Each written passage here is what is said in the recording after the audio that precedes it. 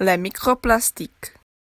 Tous ont vu une tortue avec une paille dans son nez ou un corbe d'oiseau avec beaucoup de plastique dans ses entrailles. Bien que la contamination plastique doit être résolue, on peut avoir un problème essentiel qui est pratiquement invisible. Les microplastiques et les nanoplastiques sont partout autour de nous. Cette désignation générale est utilisée pour particules diverses de plastique dont la taille varie de 100 nanomètres à 5 mm.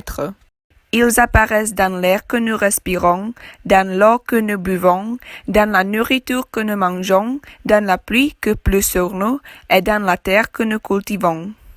Les scientifiques estiment que plus de 236 000 tonnes de microplastiques flottent dans les océans. Les microplastiques flottants ne représentent que 1% de tous les microplastiques des océans. D'où viennent les microplastiques?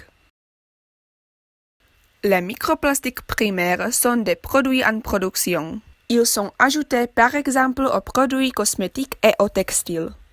Ce type de microplastique pénètre le plus souvent dans les mers dans les eaux usées. Les microplastiques secondaires sont des fragments de morceaux plus gros de plastique d'origine. Quel problème représente-t-il? La forme des particules représente un risque plus élevé de l'absorption des produits chimiques nocifs et de la transmission des bactéries. En plus, des fibres de la taille jusqu'à 240 nanomètres peuvent pénétrer dans notre système sanguin et s'accumuler dans le corps humain. Selon l'OMS, le risque pour la santé humaine est encore faible. Simultanément, il n'y a pas suffisamment d'études pour confirmer la sécurité ou la nocivité des microplastiques.